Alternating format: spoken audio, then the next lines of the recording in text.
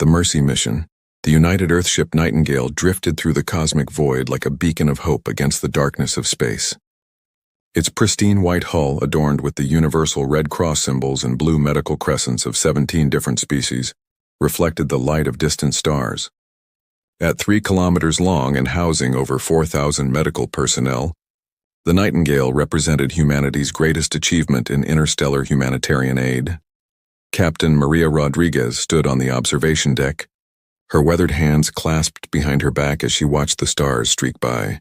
20 years in the medical corps had taught her that space was full of suffering, but also that humans possessed a unique gift for healing. The latest reports from the Kepler 442 system had been particularly troubling. The Vorthak Empire had been expanding aggressively into neutral space, and thousands of refugees from multiple species were caught in the crossfire. The bridge doors hissed open behind her, and Chief Medical Officer Dr. David Park approached with a data pad in hand. His usually cheerful demeanor was replaced by concern that creased his forehead. Maria turned to face him, already knowing the conversation would be serious. "Captain, we're receiving multiple distress signals from the outer edge of the system," David reported, his voice steady despite the gravity of the situation. "The refugee convoy from Proxima 7 is reporting critical casualties. They have over 2,000 civilians aboard, including children from at least 6 different species." Maria nodded slowly, her mind already calculating medical supplies and triage protocols. The Nightingale carried enough medical equipment to treat a small planet's worth of patients, but even their resources had limits. Every decision she made could mean the difference between life and death for hundreds of beings. "How far out are we?" she asked, moving toward the main bridge. 3 hours at maximum burn," David replied, following close behind. "But Captain, there's something else. Long-range sensors are picking up Vorthak military signatures in the area. At least 12 warships, possibly more." The bridge crew looked up as Maria entered, their faces reflecting a mixture of determination and apprehension. The Vorthak Empire was known for its aggressive expansion and disregard for civilian casualties. They claimed any system they could hold by force, and their military doctrine emphasized total dominance over mercy. Lieutenant Sarah Kim, the navigation officer, pulled up a holographic display of the system. Red dots marked Vorthak positions, while yellow indicators showed the refugee ships clustered near a small moon. The Nightingale's projected path would take them directly through the contested zone. "The Vorthak won't fire on a hospital ship," Maria said with more confidence than she felt. "We're broadcasting medical transponder codes on all frequencies. The Galactic Medical Accord protects us." The communications officer, Ensign Thomas Wright, turned in his chair. "Captain, the Vorthak commander is hailing us." Maria straightened her uniform and nodded. "Put him through." The main view screen flickered to life, revealing the reptilian features of Commander Skarath of the Vorthak Empire. His scales were a deep purple, indicating his high rank, and his yellow eyes held nothing but contempt as he looked at the human captain. "Human vessel," Skarath hissed, his forked tongue flicking between sharp teeth. "This system is now under Vorthak control. Turn back immediately or face the consequences." Maria stepped forward, her voice calm but firm. "Commander Skarath, this is Captain Rodriguez of the medical ship Nightingale. We are on a humanitarian mission to assist refugees in this system. Under the Galactic Medical Accord, which your empire signed, we have the right to provide medical aid to any who need it." Skarath's eyes narrowed to slits. "The Vorthak Empire recognizes no accord when it comes to enemies of the state. Those refugees are harboring dissidents and rebels. Any who aid them will be considered hostile." "There are children on those ships," Maria said, her voice hardening. "Injured civilians who have done nothing but flee from war. We're doctors, not soldiers. We pose no threat to your military operations." The Vorthak commander leaned forward, his face filling the screen. "You have 1 hour to leave the system. After that, I will consider your presence an act of war." The transmission cut off abruptly, leaving the bridge in tense silence. Maria looked around at her crew, seeing the same resolve in their eyes that she felt in her heart. They hadn't come all this way to abandon people in need. "Maintain course," she ordered. "Increase speed to maximum. If we can reach the refugees before the deadline, we can establish a medical quarantine zone. Even the Vorthak won't violate that." The Nightingale surged forward, its massive engines pushing the hospital ship faster than it was designed to go. In the medical bays, doctors and nurses prepared for incoming casualties, checking equipment and organizing triage stations. They had trained for situations like this, but the threat of military action added a new dimension of urgency. As they approached the refugee convoy, Maria could see the desperate state of the fleeing ships through the viewports. Some were held together with emergency patches in prayer. Others vented atmosphere from hull breaches that hadn't been properly sealed. These people had been running for weeks, maybe months, and they were at the end of their endurance. 40 minutes until the Vorthak deadline, Sarah announced. We'll reach the convoy in 15. Maria activated the ship-wide intercom. All medical teams prepare for immediate deployment. We have a narrow window to establish medical operations and claim quarantine protection. Every second counts. The Nightingale's shuttle bays opened like welcoming arms, and dozens of medical shuttles launched toward the refugee ships. Each shuttle bore the prominent medical markings that should have guaranteed their safety. Medical teams in their distinctive white and blue uniforms began boarding the refugee vessels, immediately starting triage and treatment. Dr. Park's voice crackled over the communication system. Captain, the situation here is worse than we thought. Malnutrition, radiation exposure, untreated injuries from attacks weeks old. We need to start bringing the critical cases back to the Nightingale immediately. Proceed with evacuation of critical patients, Maria authorized. How many are we talking about? At least 300 need immediate surgery or intensive care, David replied. Maybe more. Captain, there are so many children. Maria felt her jaw clench. Children were always the worst casualties of war. They didn't choose sides or understand politics.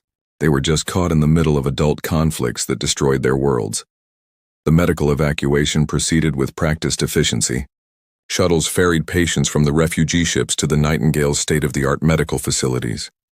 Surgical teams worked around the clock. The pediatric ward filled with young beings of multiple species, all receiving the same compassionate care regardless of their origin. Captain, Thomas said urgently, the Vorthak deadline has passed. Their ships are moving into attack position. Maria looked at the tactical display. The Vorthak warships had formed an attack formation, their weapons systems powering up. But surely they wouldn't. They're targeting us, Sarah said, disbelief in her voice. Captain, they're actually targeting a hospital ship. Maria grabbed the communication console. Commander Skarath, this is Captain Rodriguez. We have established a medical quarantine zone under Article 7 of the Galactic Medical Accord. Any attack on medical personnel or facilities is a war crime under interstellar law. Skarath appeared on the screen again, his expression triumphant. The Vorthak Empire makes its own laws human. You were warned. We have patients aboard, Maria said desperately. Civilians, children from multiple species. This is a hospital ship. Then you should have left when you had the chance, Skarath replied coldly. Fire. The first plasma bolt struck the Nightingale's hull, and Maria watched in horror as the shield systems, designed only for asteroid impacts and navigation hazards, flickered and failed. The hospital ship had never been built for combat. Its defenses were minimal, just enough to protect against space debris, evasive maneuvers. Maria shouted, but she knew it was useless. The Nightingale was a hospital, not a warship. It moved with all the grace of a wounded whale. More weapons fire struck the ship. The lights flickered as power systems struggled to compensate. In the medical bays, doctors threw themselves over patients to protect them from falling debris. The pediatric ward's reinforced windows cracked under the assault. Hull breach in Section 7, someone shouted. We're losing atmosphere. Maria activated the emergency beacon with trembling fingers. The signal would take days to reach Earth, but it would carry with it the full record of what was happening here. Video feeds from throughout the ship showed medical personnel refusing to abandon their patients even as the ship came apart around them. They're targeting the medical shuttles, Sarah reported in horror. The ones marked with red crosses. They're hunting them down. Through the viewport, Maria watched as Vorthak fighters destroyed clearly marked medical shuttles. Escape pods bearing medical symbols were targeted and destroyed. It wasn't just an attack. It was a massacre. Dr. Park's last transmission came through static and interference. Captain, the pediatric ward has been hit. We have so many casualties. The children. Then the transmission cut off as another barrage struck the Nightingale. Maria felt the ship shudder and knew they were dying. But the emergency beacon was away. Earth would know what happened here. Humanity would know that the Vorthak Empire had committed the ultimate war crime. The deliberate targeting of medical personnel, and the patients under their care. As the Nightingale broke apart, Maria's last thought was a prayer that humanity would remember not just how they died, but why they had come here in the first place. They had come to heal. They had come to save lives. They had come because it was the right thing to do. The emergency beacon raced through space, carrying its terrible message toward Earth. Earth's reckoning. The emergency beacon from the Nightingale reached Earth's deep space communication array at 0300 hours GMT. Within minutes, the message had been decoded, verified, and transmitted directly to United Earth Command. By 0315, President Chen was being awakened by her military advisors. By 0330, an emergency session of the United Earth Council had been convened. President Lisa Chen stood before the assembled council members, her face grave as the final video transmissions from the Nightingale played on the massive screens around the chamber. Gasps of horror and outrage filled the room as they watched clearly marked medical shuttles being hunted down and destroyed. The image of Dr. Park shielding children with his own body as the pediatric ward exploded would be burned into their collective memory forever. "Ladies and gentlemen," President Chen said, her voice cutting through the shocked murmurs. 3 days ago, the Vorthak Empire committed an act so heinous that it cannot go unanswered. They didn't just attack a ship. They attacked the very principle of medical neutrality that has kept some semblance of civilization in the galaxy. Admiral James Chen, no relation to the president despite sharing a surname, stood at the military podium. The old veteran had seen many conflicts in his 60 years, but the fury in his eyes was something his staff had never witnessed before. "The Vorthak believe humans are weak," Admiral Chen said, his voice steady but filled with controlled rage. "They see our hospital ships, our humanitarian missions, our attempts at diplomacy, and they mistake compassion for weakness. It's time we corrected that misconception." The Brazilian representative raised her hand. "Admiral, what exactly are you proposing?" "The Vorthak Empire has over 3,000 warships. Their military is one of the largest in the galaxy." Admiral Chen smiled grimly and activated a holographic display. "What I'm about to show you is classified at the highest levels. For the past 50 years, humanity has been building something in the outer solar system, hidden in the Oort cloud." The display showed massive construction yards floating in the darkness between stars. Ships of impossible size were being assembled by automated systems. The council members leaned forward in shock as they realized the scale of what they were seeing. "Project Deterrence," Admiral Chen explained. "Every hospital ship we sent out, every humanitarian mission, every peaceful trade delegation, they all carried hidden sensors. We've been mapping the galaxy, studying alien technology, and preparing for the day when someone mistook our kindness for weakness." The hologram shifted to show ship specifications, vessels that dwarfed anything the galaxy had seen, weapon systems that bent the laws of physics, defensive shields that could withstand direct hits from planet-killer weapons. "How many?" President Chen asked quietly. 5,000 capital ships, Admiral Chen replied. 20,000 support vessels. And something special we've been working on. He changed the display again. The Memorial Fleet. 12 ships, each one named after a human medical vessel that was destroyed while on humanitarian missions. The Nightingale will be avenged by its namesake. The Indian representative stood up. "This is revenge, then? We're abandoning our principles?" "No," President Chen said firmly. "This is justice. And more importantly, this is protection. If we don't respond to this atrocity, every hospital ship, every medical mission, every humanitarian effort in the galaxy becomes a target. We're not just defending ourselves, we're defending the very concept of medical neutrality." Within hours of the Council's unanimous vote, Earth's hidden fleet began to move.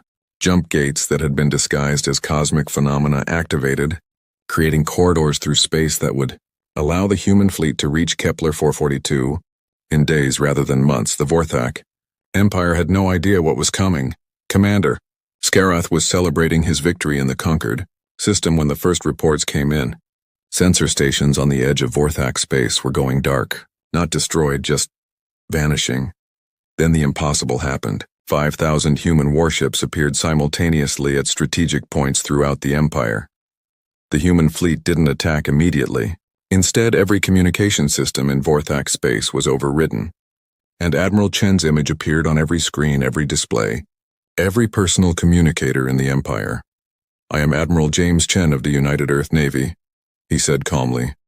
3 days ago, your forces destroyed the hospital ship Nightingale, which was engaged in humanitarian operations. You killed 4,000 medical personnel and over 300 patients, including 117 children. The Admiral paused, letting the numbers sink in. Humanity offers 2 paths forward: surrender unconditionally, submit to war crimes tribunals, and accept the new Galactic Medical Protection Treaty that will be enforced by Earth, or face the consequences of your actions. Scarath, watching from his command ship, snarled at the screen. Empty threats from a weak species. Attack them! The Vorthak fleet moved to engage, confident in their numerical superiority and combat experience. They had conquered dozens of species. What could these soft humans do? They found out seconds later. The human ships didn't fight like anything the Vorthak had encountered. They moved in perfect coordination, as if controlled by a single mind. Their weapons carved through Vorthak shields like they weren't there. But most unsettling was their precision. They disabled weapons and engines without destroying life support. They were demonstrating that they could destroy the entire Vorthak fleet but were choosing not to. The battle, if it could be called that, lasted exactly 17 minutes. When it ended, 3,000 Vorthak warships floated helplessly in space, completely disabled but with crews unharmed. Admiral Chen appeared on their screens again. Every ship you see was designed by humans who believe in peace, built by humans who believe in diplomacy, crewed by humans who would rather be explorers and scientists than warriors. But we learned long ago that sometimes to protect peace you must be capable of war. The Memorial Fleet moved forward, 12 massive ships bearing the names of destroyed hospital vessels. The lead ship, the UES Nightingale Ascendant, was a masterpiece of human engineering. It combined the most advanced medical facilities with defensive systems that could protect entire star systems. From this day forward, Admiral Chen announced, not just to the Vorthak but to the entire galaxy, which was watching in astonishment, any attack on a medical vessel, any targeting of humanitarian missions, any violation of medical neutrality will be met with immediate response from Earth. We will not seek revenge, but we will ensure justice. Commander Scarath was transported aboard the Nightingale Ascendant to sign the surrender. He found himself in a medical bay where human doctors were treating wounded Vorthak soldiers with the same care they would give their own people. The contrast between human mercy and human might was overwhelming. I don't understand, Scarath said to Admiral Chen. You have the power to destroy us all. Why show mercy? Admiral Chen led him to a memorial wall where the names of the original Nightingale's crew were inscribed. Because they wouldn't want revenge. They'd want their deaths to mean something. They'd want the galaxy to be safer for the next medical ship, the next humanitarian mission. The Galactic Medical Protection Treaty was signed that day, with Earth as its primary enforcer. The Vorthak Empire was reduced to a fraction of its former size. Its leadership tried for war crimes. But more importantly, a new precedent was set in the galaxy. The humans, it turned out, were not weak. They were restrained. Their strength came not from their weapons but from their principles. They had chosen to be healers and helpers. But when pushed, when the innocent were threatened, when the sanctity of medical neutrality was violated, they revealed the iron beneath the velvet glove. Throughout the galaxy, species that had dismissed humans as soft and naive reconsidered. Hospital ships bearing the Red Cross suddenly carried more weight than warships. The symbol of human medical aid became a symbol of both compassion and protection. In the months that followed, applications to human medical schools from non-human species increased tenfold. The galaxy had learned that humans were at their most dangerous not when they were threatened, but when those under their protection were harmed. The new Nightingale, rebuilt and improved, returned to its humanitarian missions, but now it traveled with an escort of Memorial Fleet vessels, not because it needed protection but as a reminder that humanity's greatest strength was its compassion, but that compassion was backed by the will and ability to defend it. Captain Maria Rodriguez was posthumously awarded the Galactic Peace Medal. Her final message, recovered from the beacon, became required reading at every medical academy in human space. We came to heal. We stayed to help. We died believing that compassion is worth defending. Her words became the motto of the Memorial Fleet, inscribed on every ship that bore the name of a fallen medical vessel. The galaxy had learned a fundamental truth about humanity. Their mercy was not weakness, and their kindness was not an invitation for cruelty. The Vorthak Empire's attack on the Nightingale had awakened something in humanity that the galaxy had not expected. Not vengeance, not cruelty, but determination. The determination that never again would those who came to heal be harmed.